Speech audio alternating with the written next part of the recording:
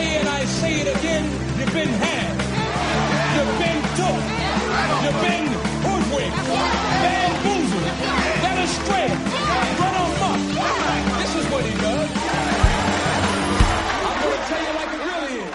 Hello everyone and welcome back to Let's Take 5, the podcast where we take a cinema legend and take 5 of their films, highlight their excellence and range. My name is Austin Luger. My name is Eric Martindale. And here we are today doing our Spike Lee wrap-up. We had covered 5 of his films in the past 5 weeks. We have covered Do the Right Thing, Mo Better Blues, Malcolm X, 25th Hour, and his newest film, BlackkKlansman, which is still in theaters right now. So Eric, good 5? Fantastic 5. Yeah, I really, really enjoyed, we've had it a couple times now where, I've always liked them, throughout the years and such, but just, watching them all in a package made me just like him as a filmmaker even more. Yeah, I've grew an appreciation for him as well, and I think part of it is that I needed to, it was nice to see them all, in a row like this. As far as a filmmaker is concerned, if you're gonna watch a director, I Spike Lee is in this 5 kind of taught me that's kind of the way to go about it. If you're going to study someone or watch someone, it's almost better to do it all. Here are 5 films, just watch them. I hadn't really thought that about. Maybe I had thoughts with Linklater when we did him kind of that way, and garnering appreciation, seeing their areas of emphasis. But with Linklater, it was more like watching him grow as a filmmaker, and with Spike Lee, it was basically watching him hone what he was always great at from the very beginning. Yeah.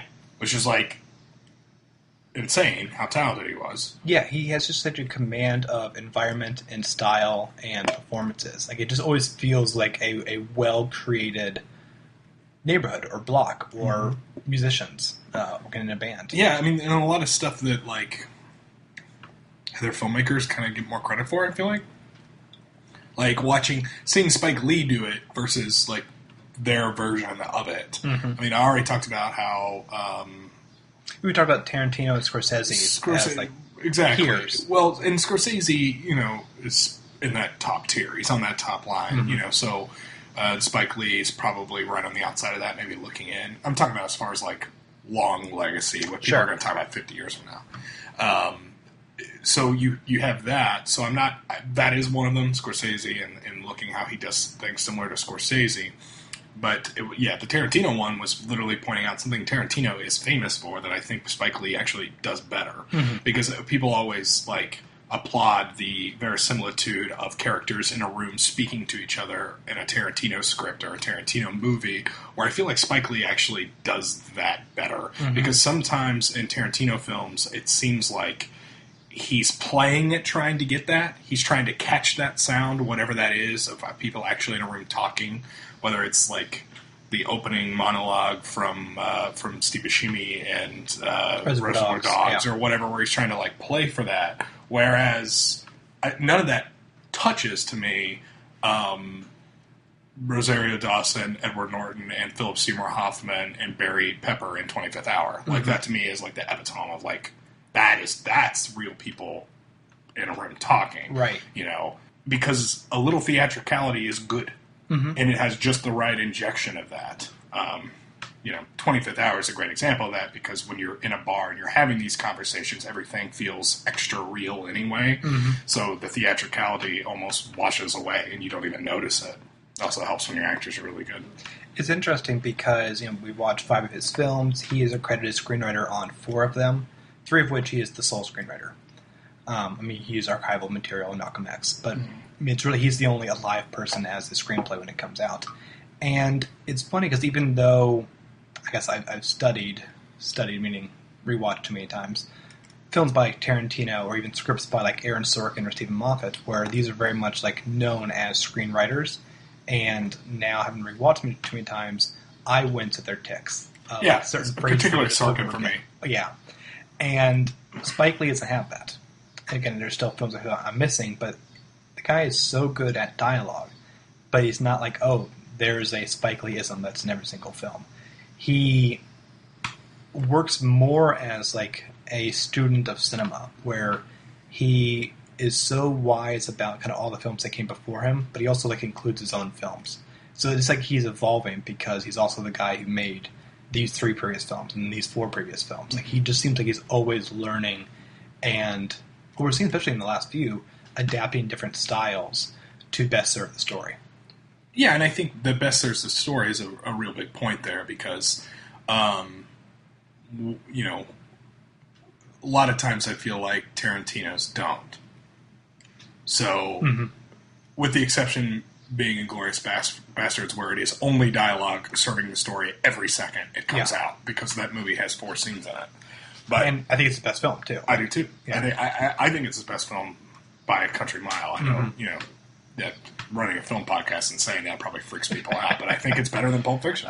And I think Reservoir Dogs would have been a great 50-minute film. Like, if they just... I don't give a shit about the setup. Like, cut that out. Right. All I care about is this warehouse. This is where shit's going down. And it's better if we don't know who the rat is. Yeah. Sorry, I don't know when I'm going to get to say this at It's some fine. point. Even if we do a Tarantino 5, it looks like that might not make the list. Yeah, I like Reservoir Dogs, but it's just like...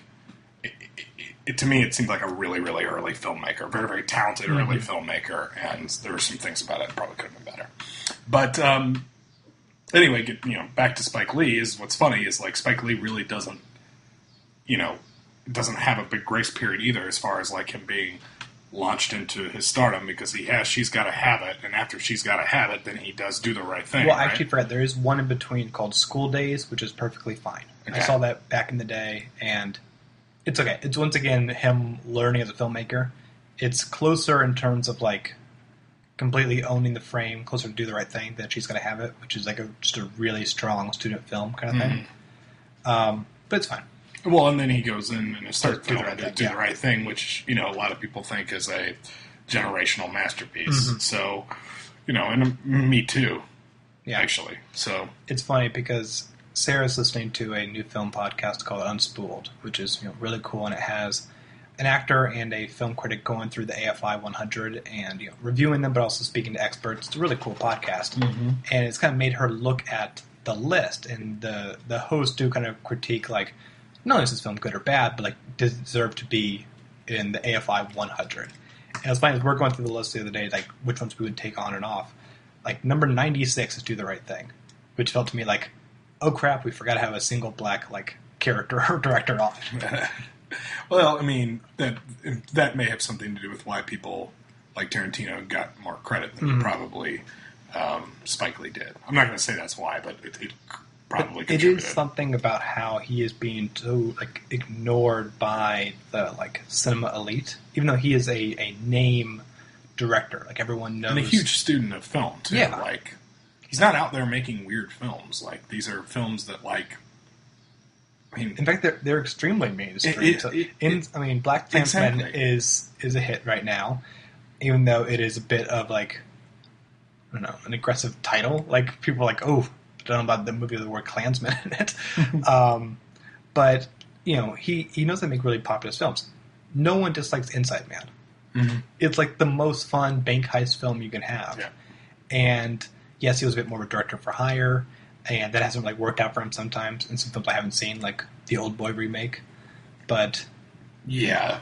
Well, that's kind of doomed from the start because it's a remake of Old Boy, starring Josh Brolin. Who cares? Yeah. I'm sorry. I mean, Old Boy is a fine movie.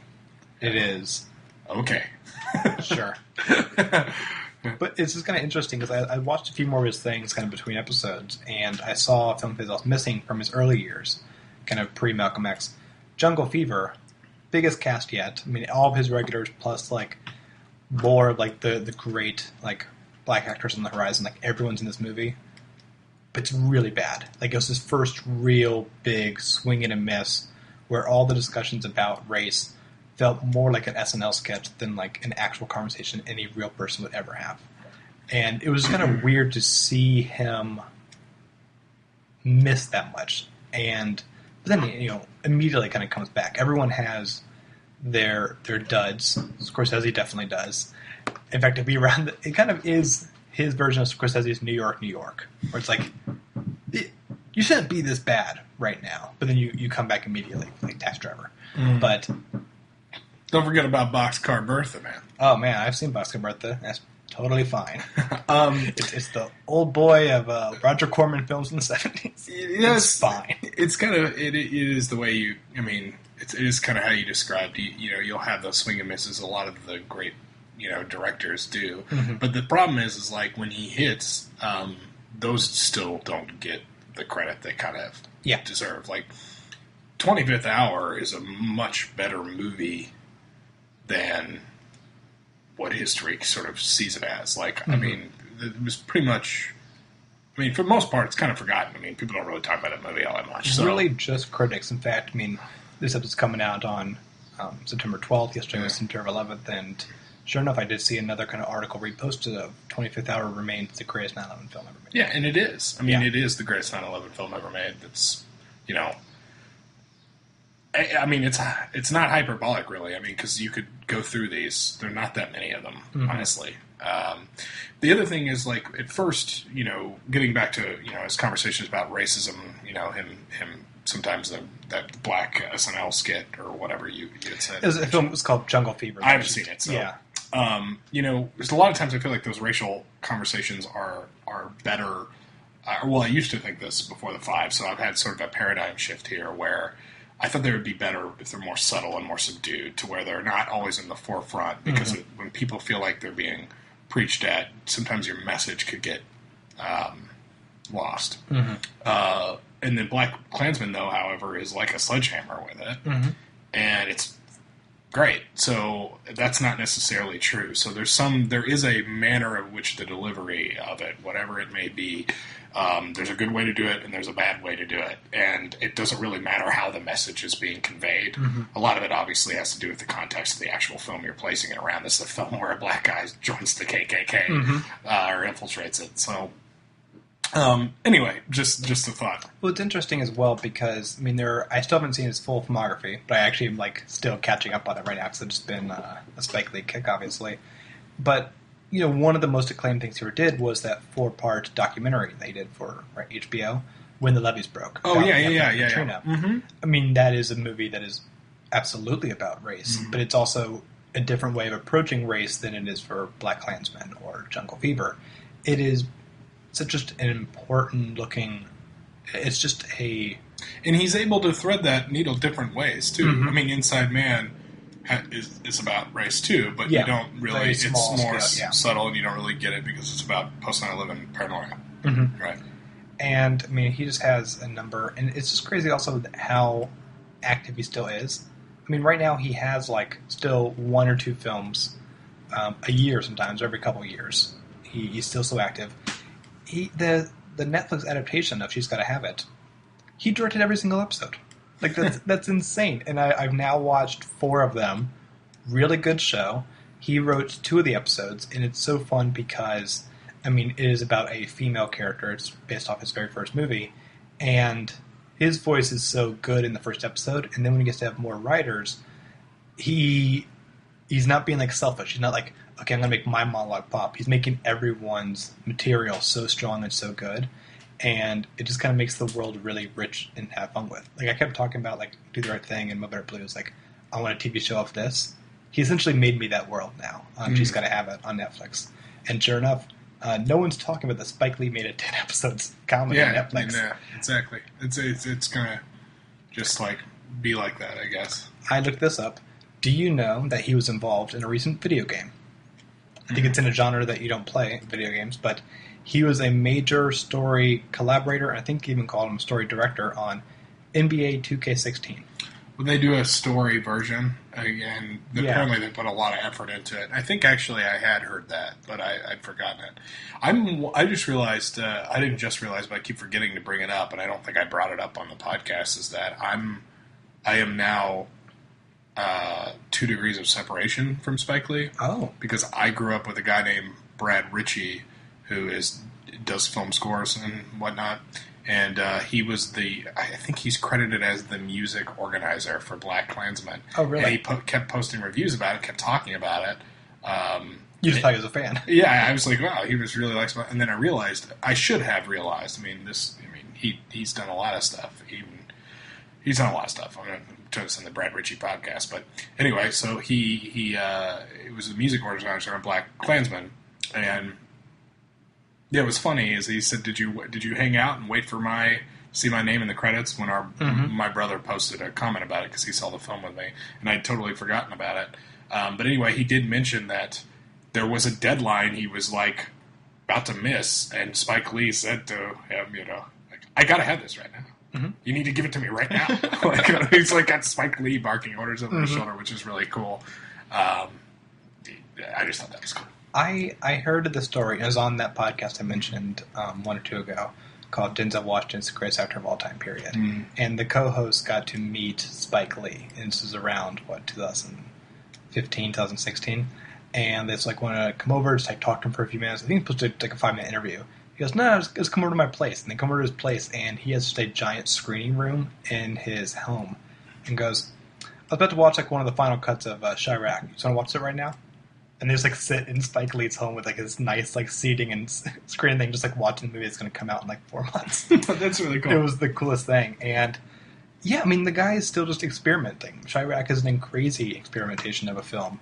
The other thing that he had come out this year was he came to Chicago and filmed a Steppenwolf show called Passover. Right? Passover? Okay. Yeah. I think so. And he made it for Amazon Prime. And he just, kept watching performances and then filmed, I think, 2 performances and sliced them together. Maybe just 1.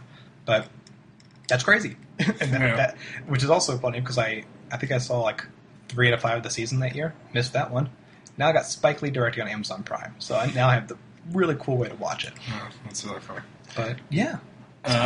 So we at the rating, man? I think we're at the ranking here. Do you know yours? I might need a... Well, I think we could both do our 5th is Mo Better Blues. 5th is Mo Better Blues. Both of us. Yeah. 5th would be Mo Better Blues. Then I would go... Ooh. You might need to go first. Okay, I'll go first. 5th is Mo Better Blues. 4th is BlackkKlansman. 3rd is 25th Hour. 2 is Do the Right Thing. 1 is Malcolm X. But those first 3 are like 3 home runs in a row. Yeah. So I'm going to go... Number 5 is Mo Better Blues. 4 is BlackkKlansman. 3 is Malcolm X. 2 is Do the Right Thing. And 1 is 25th Hour. That is the hardest 5 I've actually ever ranked. I honestly say that is the hardest I've ever thought about that. Because 1 through 4 are 4-star films. Yeah. So absolutely, that's hard. Yeah. So you got the best 9/11 film ever. You got the best movie about race ever, followed up by maybe biopics ever. One of the best biopics ever. And then you got this new movie that is so timely and so like nailing the zeitgeist that like it's almost hard to look at it right now. You kind of like see it a few years from now. So that's really tough. And then you got a nice 3-star movie in Mo Better Blues. Yeah. So, yeah, that was tough. That was really tough. So I've not done the research if this is true, but I think, BlackkKlansman came out in 2018. As we're about to announce our next 5, I think this is the biggest gap in time. BlackkKlansman 2018, the first film of our next 5 comes out in 1939. Well, what do we do before Charlie Chaplin? Because that would be the only other one, probably. I can't remember. I guess I did no research. I thought of this 1 minute ago and go, just record this. Well, the first Charlie Chaplin film we did was Modern Times. Did we do The Gold Rush? Yeah, we did Gold Rush. That's like 21. Yeah. I was 17 before 18 years before this. So I'm kind of changing gears here, I would say a little bit. As we quite always a do. bit. Yeah, as we always do. So, but I'm doing what, from one director to another, what many people consider to be the greatest American director of all time, in John Ford. The John Ford 5 we're covering are Stagecoach, Grapes of Wrath, My Darling Clementine, The Searchers, and The Man Who Shot Liberty Valance. So what you notice there, you got 4 Westerns.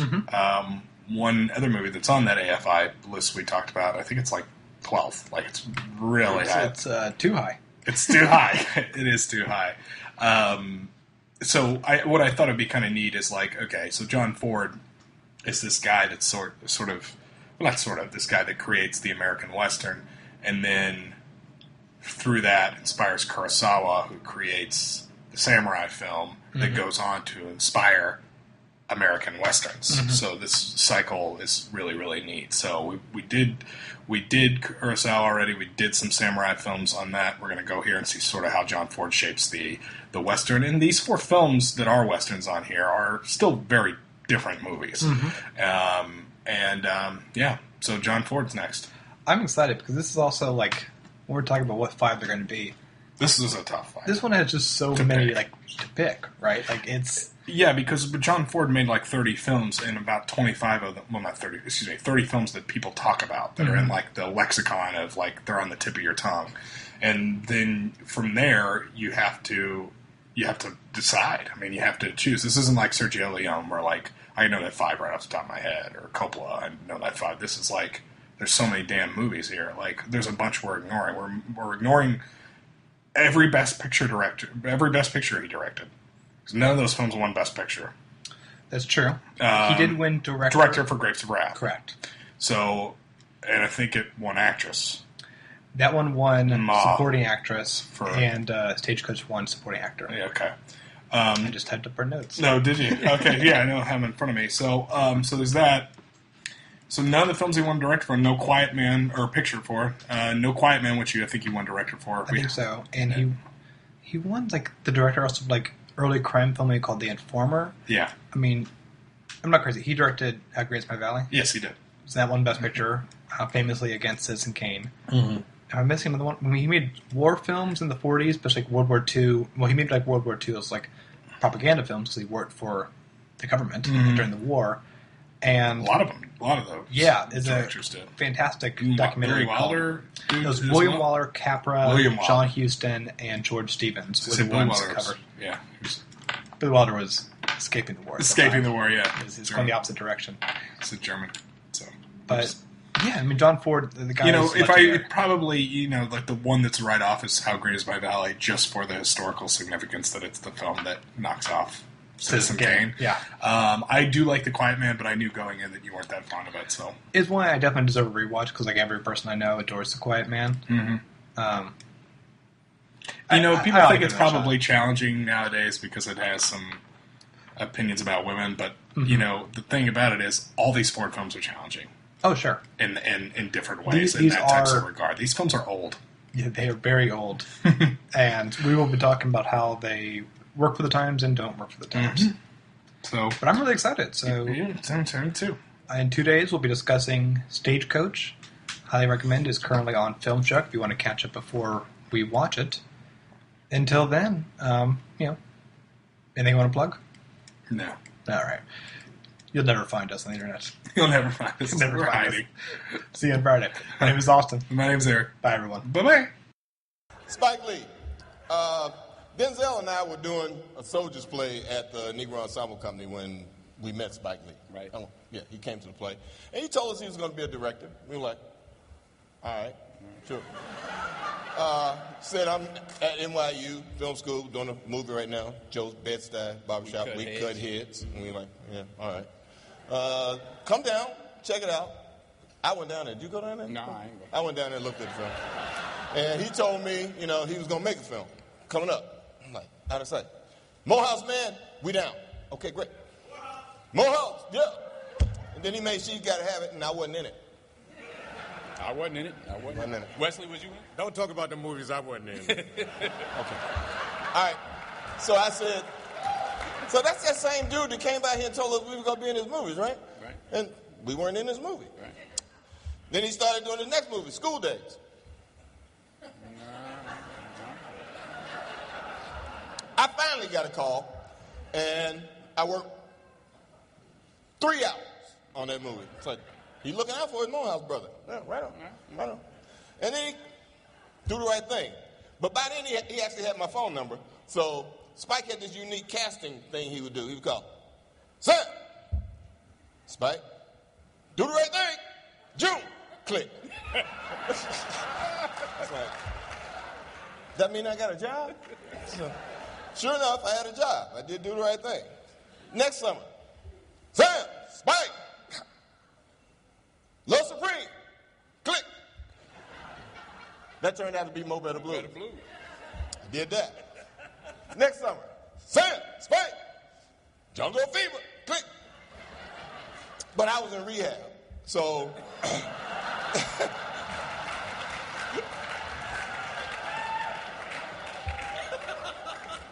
so thank God Spike didn't recast the role because I was in rehab, because I was actually in rehab because I had done the research to do Jungle Fever, which actually worked out very well for me, which got me to Hollywood, which was awesome. I remember that. Yeah, made it, yeah. So thank you, Spike, for hanging in there with her, brother, and getting me here. But through all that and through doing all those films, we all discovered that Spike makes films that are very personal to Spike, that he hopes an audience will embrace. But you really think he cared? I mean, he wants you to like his films and he wants you to embrace them in a way, but he tells stories and he tells them in a way that he doesn't really embrace the fact of people's feelings being hurt. But Spike has gone on to tell the story of Katrina, Three Little Girls. He makes amazing documentaries. He actually did a film about we had a really great basketball player that played for the Lakers for a long time. He's still playing for them, but that's another story.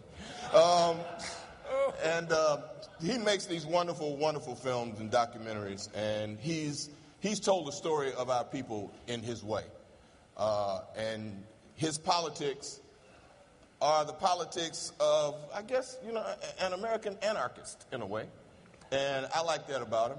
I've always been, I guess, on the other side of that also. So it's been a wonderful journey with a wonderful friend.